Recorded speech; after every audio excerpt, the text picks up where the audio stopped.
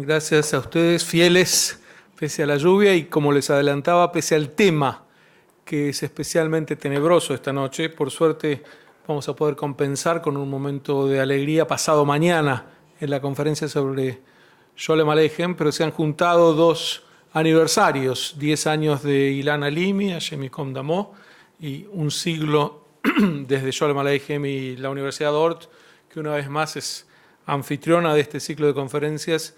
Creo que se pone a la vanguardia notable porque no debe haber, no sé, no quiero ni contar para no hacerme mala sangre, cuántas universidades señalan la década de Ilan Halimi, lo recuerdan, lo conmemoran, y sobre todo lo que vamos a hacer hoy es reflexionar acerca de su memoria, y por lo tanto, si estuviera Charlotte aquí, le daría a ella mis felicitaciones por eso, pero Erika se las va a transmitir.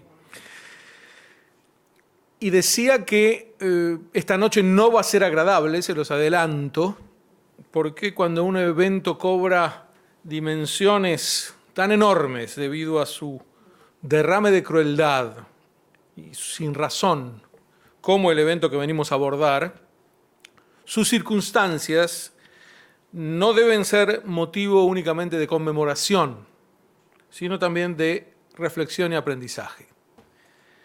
Ya sobre Ilan Halimi se han publicado 4 libros por lo menos, cuyos títulos son sumamente elocuentes y varían la perspectiva ya desde el título. Yo los leo en el original francés, enseguida los traduzco.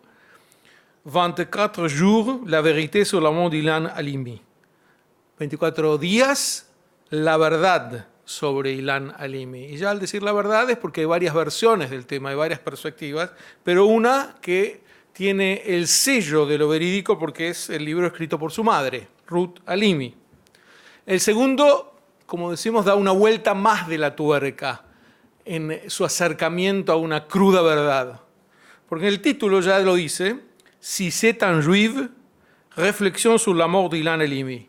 Si se trata de un judío, reflexiones sobre la muerte de Ilan. Y van a ver cómo este título refleja claramente lo que ocurrió. Este es de Adrián Bagot. El tercer título, el tercer libro, Ilan Halimi, Le Canari dans la mine, el canario en la mina. Ahora lo explico. Y el 4, que ya define la cuestión y casi diríamos que con este título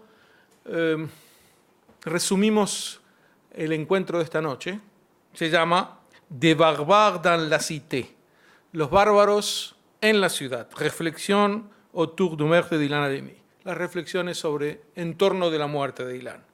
Y decía que los títulos son ilustrativos, porque el primero, hablándonos de la verdad, descarta las teorías explicativas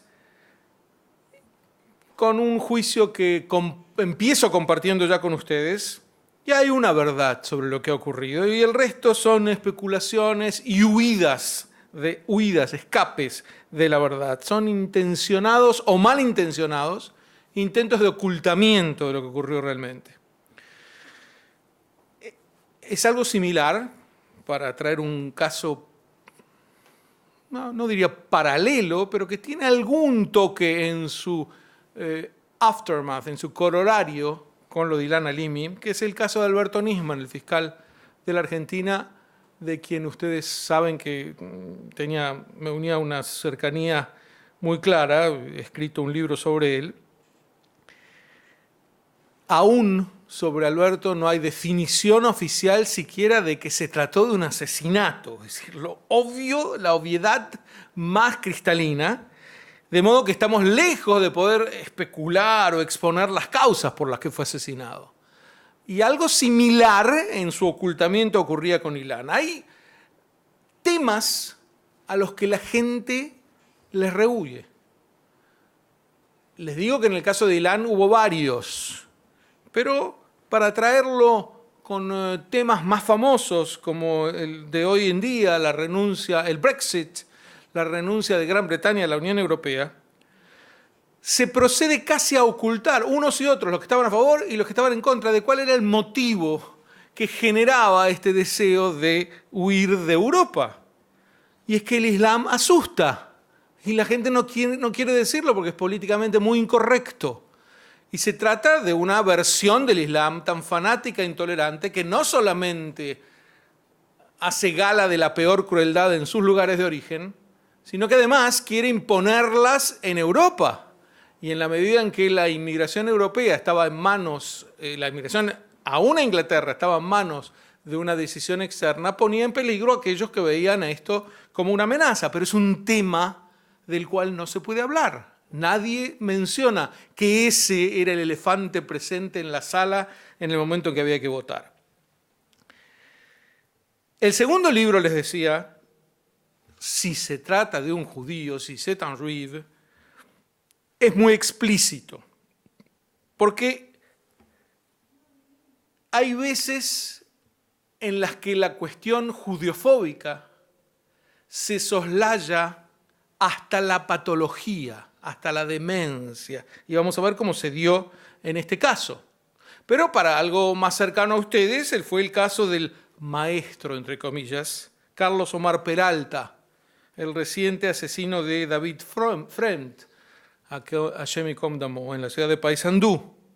Y digo esto porque se realizaron en memoria de David actos por la tolerancia y por la convivencia, por el pluralismo, por el mutuo respeto.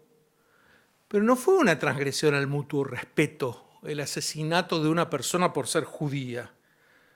¿Y de qué tolerancia se está hablando? ¿Qué es lo que había que tolerar en este caso que no se toleró? Aún los títulos de aquellos que quieren identificarse son tan políticamente correctos que chirrian, que no tienen nada que ver con lo que ha ocurrido. No puede inequívocamente decirse con todas las letras, con todos los puntos sobre las IES, que fue un acto de judiofobia, la judiofobia más rancia y violenta, que ameritaría un análisis profundo de qué pasó con una sociedad que generó a un hombre así. Porque hoy me decía un compañero de Nord, claro que tenemos que tener en cuenta que se trata de un loco. Me parece un poco exagerada la definición de loco, pero claramente es una excepción este hombre. Pero no se trata de su hecho. Por supuesto que no es habitual que la gente salga a la calle a matar judíos, pero la manera en cómo el judío es demonizado y se legitima esa demonización termina siendo el caldo de cultivo para que alguien sienta que matar a un judío no solamente no es un crimen, sino que lo dijo él, es premiado por Alá. Y esto no se puede decir, de esto no se puede debatir. Hay que poner el paraguas inmediato de la tolerancia, la convivencia, el pluralismo y cualquier tema al que podría acercarse aún los que se sienten identificados con los asesinos, que también van a decir, yo estoy a favor de la paz, estoy a favor de un mundo plural, tolerante y democrático, que es un mundo sin judíos, por ejemplo. El tema de la judiofobia es un tema que asusta tanto que la gente rehuye de él, y en el caso que vamos a analizar con mucha más firmeza. Decía que el tercero de los 3 títulos, de los 4 que di, es más profundo aún. El canario en la mina. Se refiere a una mina de carbón o lo que fuere. Y agrega, ¿cómo hemos llegado hasta aquí? ¿Comment en est-on arrivé là? ¿Cómo hemos llegado a esta situación? A la de Ilán.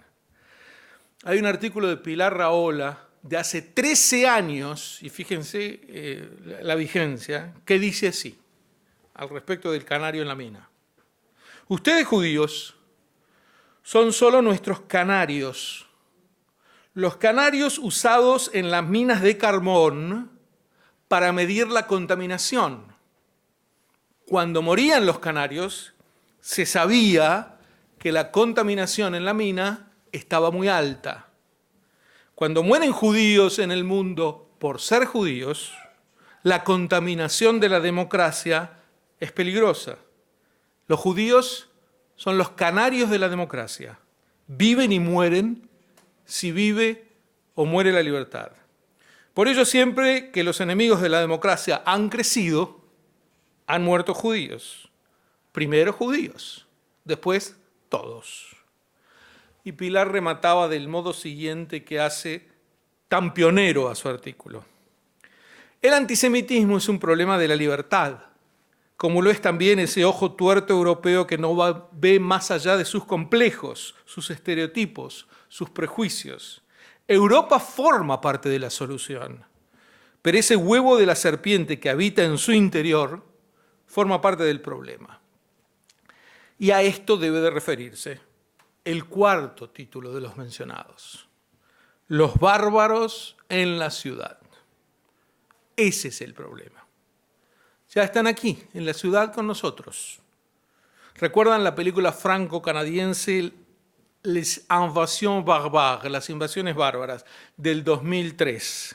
No quedaba claro en ningún momento por qué el título, porque quien vio la película se habrá sorprendido como yo de que el título alude a una pequeña frase arrojada en el medio de toda la película, pero es precisamente aquella a la que el autor le quiso dar preponderancia.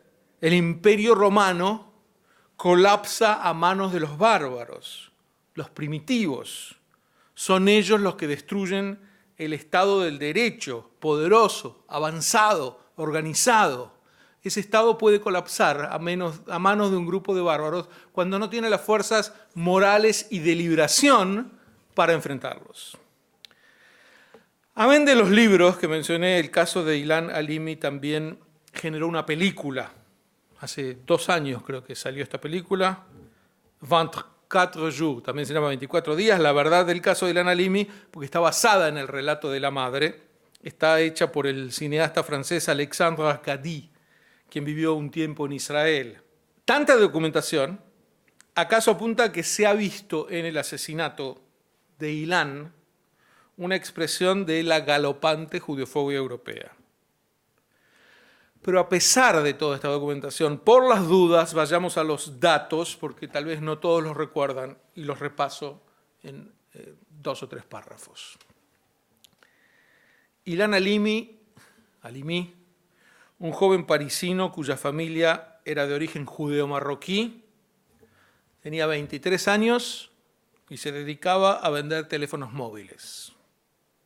El 20 de enero del año 2006 fue seducido con premeditación en la tienda donde trabajaba.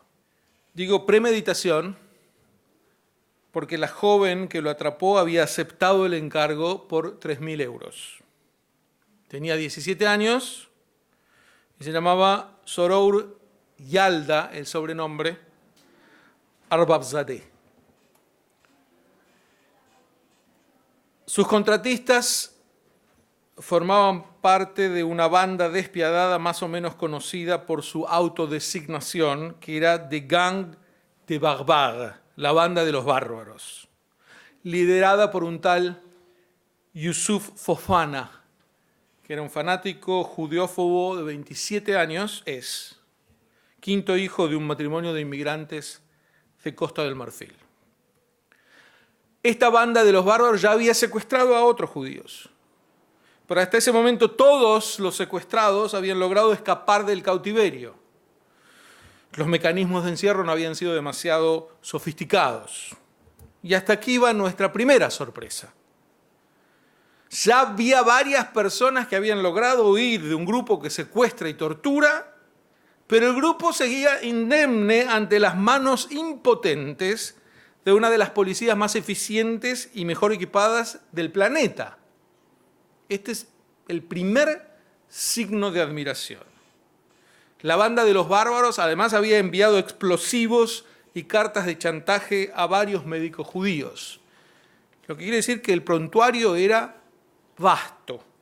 Puede conjeturarse, o bien que había ciertos terrenos selváticos en los que la policía francesa prefería no penetrar, o bien que se trataba de un caso de corrupción, o una mezcla de ambos, o peor aún.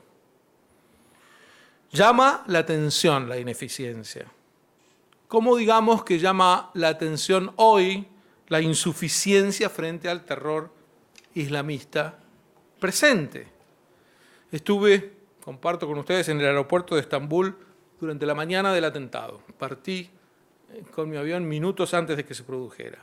Y reflexiono, ¿cómo puede ser que los ejércitos más poderosos del mundo, coaligados, no logren vencer a un grupo de fanáticos atrasados como los del ISIS? Esta es una pregunta lacerante, no tiene respuesta, no tiene respuesta. Si no hay una mezcla de ineficiencia deliberada y lo que planteaba antes. Esta pregunta acompaña una buena parte de mis presentaciones también en Ort, que es el tema de la sumisión al mal. Lo vimos en mi conferencia de hace un año y medio sobre Patrick Modiano, el premio Nobel, o en todas aquellas referidas a la situación actual. La sumisión al mal. Creo que es la pregunta que sienten los millones que albergan sentimientos anti-establishment hoy en día. ¿Quién era la joven Yalda, la femme fatale de esta historia macabra? Provenía de una violenta familia de origen iraní. Había tenido varios intentos de suicidio. Reiteradamente violada cuando era niña, había recibido durante su infancia constantes golpizas de su padre esquizofrénico. En pocas palabras, la escoria social. Como Fofana, el cabecilla. Y sigamos con los hechos. Ilan fue llevado al vecindario parisino de Bagneux, donde fue entregado cautivo a 10 custodios, que tenían entre 17 y 23 años. Algunos de ellos eran maometanos de nacimiento. La mayoría eran convertidos al Islam. Todos, por supuesto, muy valientes, como veremos por la conducta que tuvieron ante un hombre maniatado e indefenso. Pero la pregunta en la que quiero profundizar un poco es, ¿y para qué se habían convertido al Islam? Porque acababan de convertirse, eran muy jóvenes. Esta parecía ser, y una pregunta que debería guiar el análisis, que para ellos mismos el martirio de Ilan fue una especie de su primer gran servicio a Alá, como el del mentado Peralta Sanducero. Es el primer gran servicio que prestan a una divinidad en la que ninguno de nosotros quisiera creer. Y ahora voy a pasar a algunos detalles más morbosos. A Ilan lo ataron todo el cuerpo, dejando apenas unos orificios para embutirle comida y permitir sus necesidades. A partir de ese momento, se lanzaron a torturarlo durante 24 días de gritos desgarradores, mientras cantaban suras del Corán para tapar sus aullidos. Agreguen el dato en el análisis del rol policial en los episodios. Durante el suplicio, los raptores telefonearon a los padres de la víctima 680 veces. Es decir, un promedio de 40 llamadas por día, casi 2 por hora. Y nadie los encontró en ningún momento. Ahora, ¿para qué hacían falta tantas llamadas? Para leer del Corán, maldecir a los judíos, hacerles escuchar el llanto enloquecedor de su hijo y exigir un rescate de 450.000 euros que terminó reducido a 5.000 euros. Lo que nos hace sentir también que el dinero no era aparentemente el móvil principal de este episodio. Durante todo el tiempo, 24 días, el conserje del edificio y los vecinos, mayoritariamente islamistas, escucharon los alaridos y los desatendieron. Finalmente, el 13 de febrero, Halimi fue encontrado en agonía y atado a un árbol en un bosque cercano a una estación de tren en Saint-Geneviève-des-Bois. Y aquí me detengo. ¿Cabe relatarles el estado en el que fue encontrado Ilan o es mejor que nos evitemos las heridas de recordarlo? Y hago esta reflexión ya en mi libro Desde el caso Eichmann, publicado por Ort, que Erika mencionó al comienzo, porque entrar en los detalles no debe ser entendido como un recurso morboso, sino que es la necesidad de mostrar el sadismo que empuja a esta gentuza. Porque el pudor general que hay, que impide entrar en los pormenores de estos temas, de cómo fue la Shoah, de cómo mataron a Ilan, es lo que ulteriormente facilita la banalización de los crímenes. Todo es una Shoah, todo es un secuestro de Ilan Halimi y del megacrimen de la Shoah en particular. El 80% de su cuerpo estaba quemado con ácido, cubierto de hematomas. Tenía un trapo en la boca, los genitales magullados, los ojos destrozados, laceraciones tapadas con goma de pegar resistente y falleció camino al hospital. Como si su martirio y muerte no fueran suficientes, las sucedió el sadismo verbal que consistió en reivindicar lo hecho, no solo porque sus perpetradores no se arrepintieron hasta hoy, Fofana se vanagloria de su hazaña, sino sobre todo por el comediante que actuó de apologista de los bárbaros. Y me refiero a Dieudonné Mbala Mbala. Él no usa su apellido, yo lo uso. Quien en su show titulado La bestia impura abundaba en obscenidades contra el joven asesinado. En sus burlas repetía: Halimi la sacó barata. Por esa causa, la madre de Ilan, Ruth, opina que el martirio fue consecuencia del vocabulario de este comediante, porque este vocabulario precedía al crimen también. Sus palabras, dice ella, son peores que un arma. Otra reflexión, vayan anotando las reflexiones. Mbala es el fundador de un partido político que logró muy pocos votos, pero partido al fin, que lleva como nombre Partido Antisionista. Así que, y está financiado por Irán. Pueden notar ustedes ya en qué consiste este llamado antisionismo. Más claro, imposible. No hace falta agregar una sola, media, un cuarto de explicación. Después de hallado el cuerpo de Ilan, la policía identificó a los agresores. Llegaron. Y aquí empieza la serie de eventos, cada uno de ellos muy simbólicos de la situación en general. El primero fue que Fofana escapó, junto con Yaldá. Se fueron hacia los padres de él en el África. El bochorno fue máximo. Por lo menos, finalmente fueron extraditados a Francia el 4 de marzo del 2008. Pero el episodio estaba ahí. No solamente nunca los encontraron, sino que además escapó después de que lo encontraron, de que lo identificaron. El juicio contra ellos se extendió durante 10 semanas.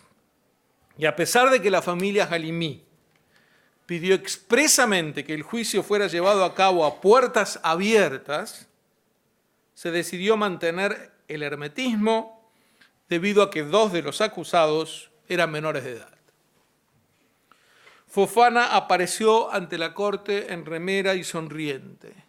Señalaba al cielo mientras gritaba Allahu Akbar, Dios es grande, y arrojaba zapatos a los asientos. Desafiaba a los presentes con proclamas de todos los judíos del mundo son mis enemigos y amenazas de muerte a los jurados. Noten el plan mundial. Todos son mis enemigos, todos los judíos del mundo, admitía Fofana, todos merecerían el final con el que martirizó a Ilan. Finalmente, se le condenó a cadena perpetua y podrá pedir ser excarcelado de aquí a 15 años, en el 2031, nada más. También es un dato que cabe anotar, aunque más no sea como resguardo anotarlo. Los demás perpetradores o bien fueron absueltos por no haber sido partícipes directos o recibieron condenas menores. Hemos hablado de la impotencia culposa de la policía. Cabe poner de relieve también la del aparato judicial. En una democracia vibrante como Francia, en donde el aparato judicial es firme, estable, consolidado. Recordemos, para mencionar esta limitación que hace que la gente se sienta tan vulnerable en Occidente hoy en día, el caso del terrorista noruego Anders Breivik, que hace un lustro cometió los atentados en los que asesinó a quemarropa a casi 80 personas desarmadas, entre ellos muchos niños. No sé si recuerdan el caso, pero quiero hacer una reflexión al respecto. La pena que se le aplicó a Breivik, que tampoco se arrepintió en ningún caso de haber matado a tanta gente, la pena que se le aplicó fue la máxima en Noruega, 21 años de prisión. Y una prisión escandinava, en la que los derechos de los reos se cuidan fríamente. Sin ninguna lenidad o amnistía, si no hay nada de esto, sin ningún procedimiento como esto logra soltarlo antes, Breivik, que nunca se arrepiente de su masacre, estará nuevamente en la calle a los 53 años de edad entre millones de ciudadanos inocentes en el seno de los cuales gozará de varias décadas para volver a sus hábitos cuando así le parezca. En esa situación nos pone un sistema judicial que parece no funcionar en defensa de los inocentes. Y si alguno dice, bueno, así es el sistema, escucha cómo sigue. Porque si por esto no fuera suficientemente grave, Breivik hace un par de meses le hizo juicio al Estado noruego en protesta por las condiciones que tiene en la cárcel, quejándose, entre otras cosas, de que le sirven el café frío. Y esa sonrisa, esa incredulidad que nos mueve, no nos deja en estupor porque ganó el juicio. Entonces, ¿qué puede gritar nuestro sentido común ante el tecnicismo legal impávido que defienda semejante atropello? Seguro que va a venir un juez noruego a decir, bueno, pero el artículo 4 del inciso 3 de lo que fuere dice eso. Pero esto es cuando el sentido común se apaga. Volvamos a Ilan. Fue enterrado en el cementerio parisino de Pantin y un año después fue reinhumado en Israel, el 9 de febrero del 2007. ¿Por qué fue trasladado a Israel? Escuchemos, entre otros motivos, lo que adujo su madre Ruth Halimi. Es una frase que nos eriza la piel. No quiero que cuando Fofana sea liberado pueda escupir en la tumba de Ilan. En todo lo narrado, los interrogantes impuestos por esta tragedia son inevitables. La primera cuestión se refiere al lastimoso rol de la policía francesa, que vamos a desgranar. Comenzaron por secuestrar la computadora de Ilan, mientras insistían ante su familia que el joven andaba en drogas. Ruth admite lo siguiente: debí lidiar con la policía no menos que con los secuestradores. Le indicaban que no debía pagar rescate alguno, cito, para no aumentar las demandas, termina la cita, y que había que preservar la pesquisa en total secreto. Precisamente, opina Ruth, quizás un diálogo con los secuestradores habría llegado a encontrarlos. Cuando los bárbaros llamaban con insultos y gritos, la policía se quejaba ante Ruth de que ella era demasiado emocional y que no estaba manejando correctamente el caso, debido a los aullidos desgarradores de su hijo. Primero pidieron que Ruth fuera reemplazada en el teléfono por el padre de Ilan, estaban divorciados los padres, Didier, y que éste respondiera al teléfono. Pero tampoco esto les bastó y concluyeron por imponer que el teléfono debía ser respondido por un psicólogo criminológico y negociadores profesionales para que le fueran dictando a los padres qué responder. Si todo esto hubiera terminado bien, podríamos decir, mirá qué eficientes, pero todo lo que hizo este procedimiento fue embarrar, postergar y hacer imposible que llegara a buen puerto la investigación. Con todo, el traspié fundamental de la policía fue su pertinacia en negar a lo largo de toda la investigación que en el crimen hubiera alguna motivación judeofóbica. ¿Les suena esto? El problema es la violencia, la falta de respeto, la falta de educación. En ningún caso se admitió aquí hay odio antijudío. Ello a pesar de que cuando Didier informó que no tenían el monto exigido, no dije que esta era una familia de clase media baja. Ilan ganaba 1.200 euros por mes y Ruth trabajaba de secretaria. En Francia es de clase media baja, en Latinoamérica sería probablemente de clase media alta o alta. En ese momento, cuando Didier dijo que no tenían el dinero, el agresor repuso que había que conseguirlo de la comunidad judía. Pero la policía insistía en que no había ninguna cuestión judía en el caso. Los secuestradores no eran tan sutiles. Una y otra vez mencionaban el mito de que todos los judíos tienen fortunas. Ruth ruega a la policía, ¿no se dan cuenta de lo que está ocurriendo? Los secuestraron por judío. ¿No se dan cuenta de que esto es puro antisemitismo? Y en su fuero íntimo, su angustia de madre se potenciaba, porque se daba cuenta de que si en efecto ese era el caso, disminuían en mucho las posibilidades de su hijo de salir con vida.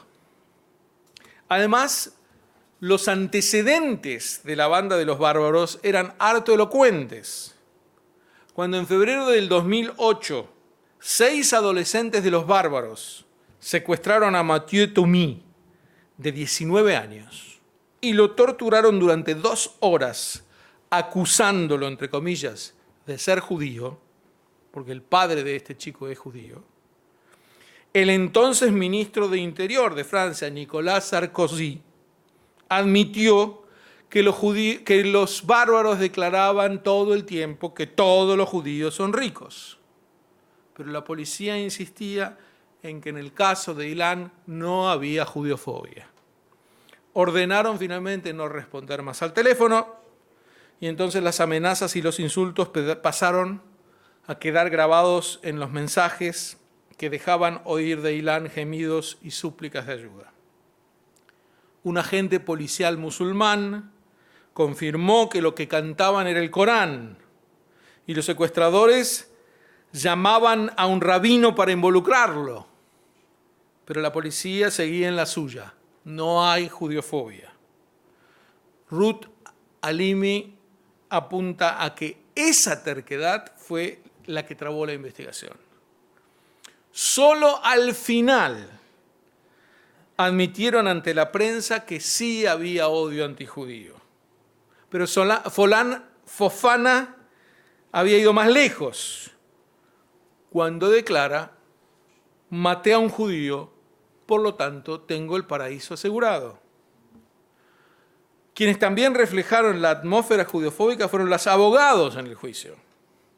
La primera abogada de Fofana fue Isabelle Coutin-Peyre, socia de Jacques Berger, que había sido el defensor de Klaus Barbie, el nazi, y esposa, un prontuario amplio la mujer, del terrorista Carlos, a quien desposó en la cárcel en una ceremonia islámica. Actualmente trabaja para el Ministerio de Cultura de Irán. Después del juicio, en 2012, la Coutin-Peyre defendió en la corte al padre de Mohamed Merah, el terrorista de Toulouse, en su demanda contra el Estado francés por el homicidio de su hijo. No sé si reparan esto. Merah es el que mató a los chicos en la escuela, fue abatido por la policía y el padre le hacía juicio al Estado francés porque habían matado a su hijo.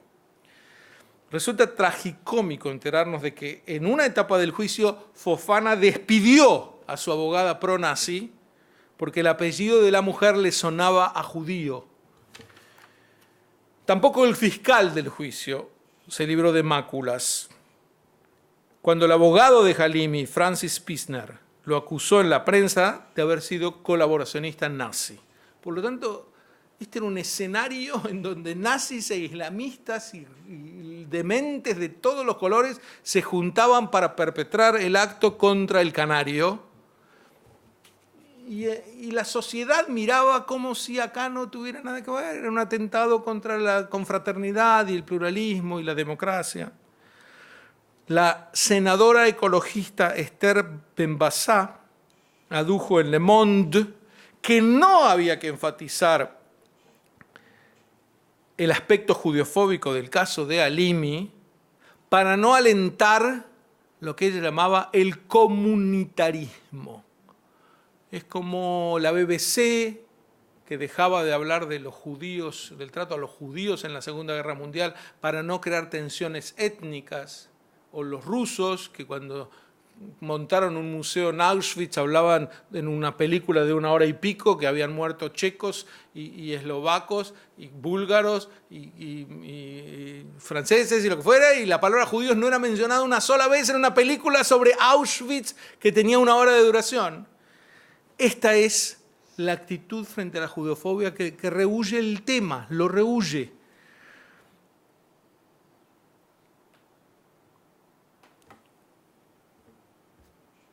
Más aún, es notable que la resistencia de asociar el islamismo con el odio antijudío se expresó también durante la manifestación contra la judeofobia del 26 de febrero del año 2009 en París, en la que participaron muchas figuras públicas y políticos, incluido el actual presidente.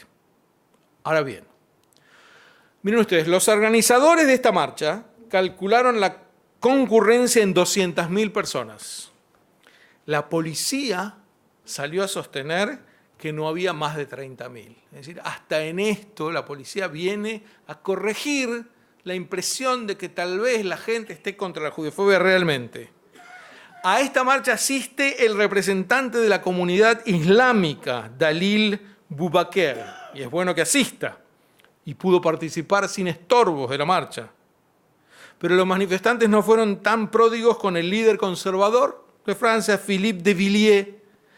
A él lo abuchearon, un grupo izquierdista lo obligó a abandonar la marcha. Fíjense ustedes acá la transferencia absoluta, es casi esquizoide, de mirar los culpables donde no están y eludir, enfocar directamente a los culpables donde están. Por un lado es difícil entrever cómo habría actuado la opinión pública francesa si se hubieran enterado del secuestro desde el comienzo. Será deprimente intentar deducir esto, de interpolar cómo fue su actuación durante la Shoah, cuando los franceses pronazis excedieron en número a los que combatieron al régimen, y cuando la policía local francesa entregó voluntariamente 60.000 judíos a los alemanes. El hecho es que no sabemos cómo habrían reaccionado, porque a los Halimi se les impuso silencio, y ni siquiera se les permitió mostrar la foto de Ilan para rastrearlo, porque la policía insistía en que no había que entorpecer la pesquisa. La ordalía del joven pasaba así inadvertida. La familia estaba rematadamente sola, impotente frente a la situación. Si se tiene en cuenta además que unas 50 personas sabían del secuestro, esto incluye a los padres y las parejas de los raptores, resulta atroz pensar que una sola y breve llamada anónima a la policía durante esas 3 semanas habría logrado detener el padecimiento de la víctima. No hubo tal llamada. Espero que sigan anotando todos estos datos, estas denuncias de judiofobia virulenta. Y si decepciona la reacción de la sociedad en su conjunto, la contrariedad es más enorme en lo que se refiere al mundo musulmán. Que un joven fuera lacerado por un tropel de sádicos en nombre del Islam que cantaban el Corán no desató entre los fieles de esa religión ni una centésima parte de la furia que había provocado unos años antes el diario danés con las viñetas satíricas de Mahoma. ¿Recuerdan de qué episodio hablo? Quienes sintieron que las caricaturas de Jyllands-Posten habían mancillado al Corán, no registraron que Fofana y sus brutos habían propinado ofensa alguna al Islam. al Islam que usaron para escudo de lo peor. Recordemos algunos de los comentarios con respecto a los caricaturistas que ofendieron la imagen de Mahoma. El líder del Hamas, Mahmoud Zahar, recomendó así el castigo. Deberíamos haber matado a quienes ofenden al profeta y en vez de ello estamos aquí protestando pacíficamente. Se escucharon demandas de colgar a los caricaturistas, ofertas económicas a quienes lograran matarlos. Pero en contraste, quienes torturaron a un joven amordazado mientras entonaban aleyas coránicas no meritaron firmes condenas de las principales autoridades islámicas de ningún lado. ¿Acaso el bárbaro crimen contra Halimi puede entenderse como una parte de una cultura ajena que debemos comprender? Yo creo que la respuesta es una firme negativa, no y no. Hay límites objetivos que separan a los seres morales de los que perpetran semejantes crímenes de lesa humanidad. Si los relativizadores habituales tendieran a admitir que en este caso se cruzó una línea roja absoluta en la moralidad, si lo admitieran, sería bueno que elaboraran un poco más por donde pasa esa línea, porque en general dicen que es totalmente relativa. En la Europa suicida actual, donde los medios tienden a minimizar los peligros del islamismo o a distorsionarlo, es habitual que la agresión sea encapsulada bajo la vestidura de diversidad cultural. Esta incluiría dictaduras, la opresión de la mujer, las penas por delitos de fe, entre comillas, o de opción sexual, todo ello atendible como una expresión divergente sobre lo que Occidente no tendría derecho a inmiscuirse. El caso de Ilan Halimi, por su violencia extrema, descoloca un poco a los relativizadores, aquellos que equiparan las lacras de los terroristas con las imperfecciones de Occidente. Si expandimos más la cuestión, penetraremos en si realmente están librándose una, entre comillas, guerra de civilizaciones. Término que volvió a aludir el primer ministro francés Manuel Valls el año pasado y que solo agrega confusión, sobre todo cuando los relativizadores agregan que la solución a esta guerra de civilizaciones es una alianza de civilizaciones recomendada por los ayatolas iraníes. Tengas en cuenta que en la mismísima base del concepto civilización yace la noción del progreso. Cuando se produjo la perestroika y se derrumbó el comunismo en 1989, dos norteamericanos plantearon sendas tesis acerca del futuro político global. Por un lado, Francis Fukuyama, planificador político del Departamento de Estado, sostuvo que la democracia liberal y la economía libre podrían ser consideradas el fin de la historia, ya que en el nuevo estadio se corregiría y mejoraría el camino andado, pero ya no cabría esperar sobresaltos sociales en busca de otros senderos diametralmente diferentes. 4 años después se publicó otro bestseller, Choque de Civilizaciones, en el que el politólogo de Harvard, Samuel Huntington, explicaba que la última fase de las guerras no será ideológica ni económica, sino cultural. Decía más o menos que desde la paz de Westfalia en 1648 hasta la Revolución Francesa, las guerras habían sido entre príncipes. Después, hasta la Primera Guerra Mundial, fueron entre naciones. Después fueron entre ideologías. Y ha llegado el turno ahora a la guerra entre civilizaciones. Desde los atentados en Buenos Aires, el 11 de septiembre, el ataque a Atocha, el Estado Islámico, hasta el atentado en Estambul de la semana pasada, y ya me quedé corto cuando escribí esto porque hubo más ahora en Arabia Saudita, en Turquía, en Bangladesh. Desde esos atentados parece confirmarse la proposición de Huntington del choque de civilizaciones y refutarse la de Fukuyama del fin de la historia. Pero ello es así solo si uno considera que la Tercera Guerra Mundial en la que estamos sumidos es una embestida del Islam y no del islamismo. O sea, el movimiento político que intenta imponer la forma más violenta del Islam en el orbe entero. Precisamente el problema no es religión musulmana, sino el feroz despotismo de grupos como el del régimen iraní. Lo que el mundo árabe musulmán necesita desesperadamente es una fuerza civilizadora que se plante frente al islamismo y una voluntad política de abrir su sociedad y construirla en base del estímulo a la exploración, la vacilación, la disidencia, el libre intercambio de ideas, en suma, el progreso. No hay en nuestra época civilizaciones en pugna. Hay un ataque contra la civilización occidental y judeocristiana que es víctima del totalitarismo de turno, que como no puede competir con ella, solo atina a intentar destruir sus logros. Los bárbaros de Fofana y los ayatolás no son socios de un diálogo civilizador alguno, son el enemigo que amenaza a la civilización en su conjunto y que está teniendo algún éxito en retrotraer al mundo a la Edad Media. El único diálogo civilizador que queda por emprender es el que enaltezca la creatividad del hombre y su avance.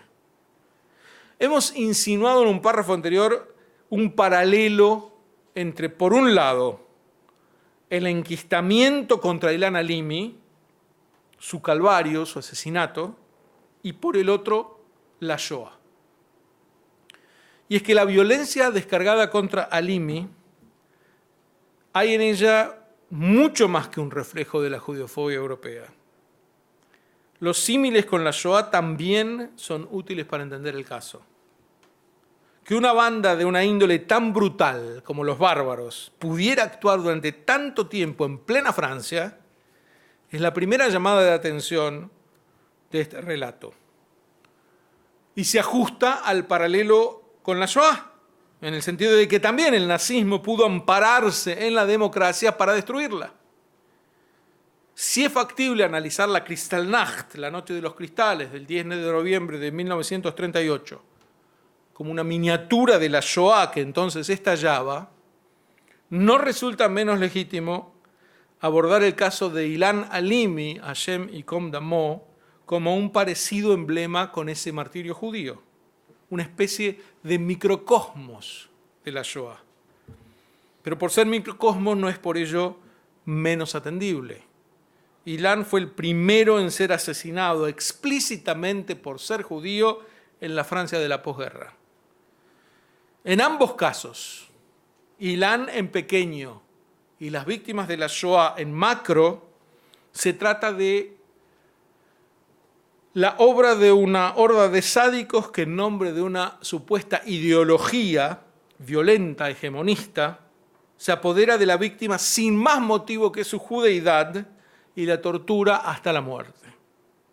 Jamás se arrepintieron de sus horrendos crímenes, por el contrario, sus acólitos se jactan como si consumaran un credo.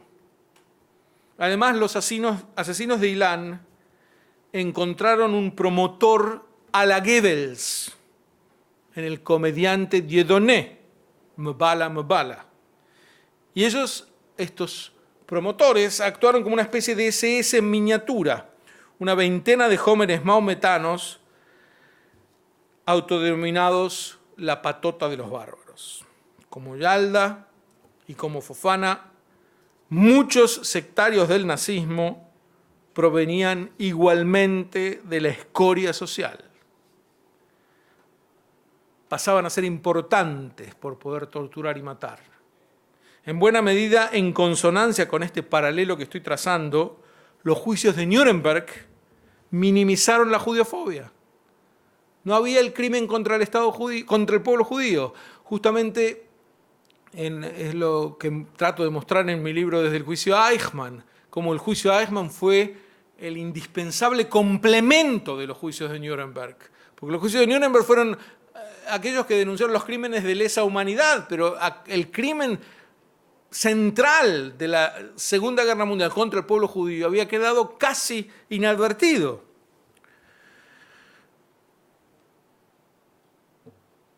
Hasta hoy, Europa se resiste a diagnosticar esa judeofobia con todo el relieve necesario, como para poder abordarla como corresponde. Recordemos que los perpetradores del asesinato de Ilan, salvo el líder de la banda, fueron absueltos o recibieron condenas menores, como las que siguieron a Alemania, a la Alemania de la supuesta desnazificación, en donde hay un secreto a voces. En la práctica nadie fue castigado por el Holocausto. Es decir, penas menores, la gran mayoría salieron perfectamente indemnes de los crímenes cometidos. ¿Recuerdan los aullidos de Ilan y cómo fueron desoídos? Fue tal como había hecho la Europa suicida que tapó sus ojos y oídos ante el genocidio del pueblo hebreo. Del mismo modo en que lo hacen hasta hoy en día, y ya va un siglo, ante los atentados contra los judíos en la tierra de Israel, que son salteados como si no fueran parte de los atentados de lesa humanidad que comete el bárbaro islamismo. Se sigue presentando a sus perpetradores, a sus apologistas, como socios de la paz. Se los sigue presentando en una especie de simetría para con, bueno, un poco de mal hacen ellos, un poco de mal hace Israel, la víctima de esos atentados. Hasta aquí el paralelo. Hay una anécdota sobre Ilan que entristece el alma, con la que me gustaría terminar. Ruth dice que a su hijo ayudar a otros le salía naturalmente. Su primer trabajo había sido en una inmobiliaria, a la que un día llegó una mujer musulmana sin recursos en busca de un departamento. Con grandes dificultades, Ilan le encontró una vivienda. 2 días después, la mujer regresó a él desesperada porque el dueño del departamento la había rechazado por islámica. Ilan lo llamó para acusarlo de racista y el hombre accedió a volver a recibirla. También en eso Ilan Halimi es un símbolo doloroso del de las fuerzas del bien que son a veces miserablemente derrotadas. Las muchas vetas señaladas de este caso ilustran sobre su complejidad. Y el dolor que imponen puede fortalecer nuestra vocación por una humanidad mejor, como por ejemplo la encarnada en Ilan Halimi, Zichrono Libraja.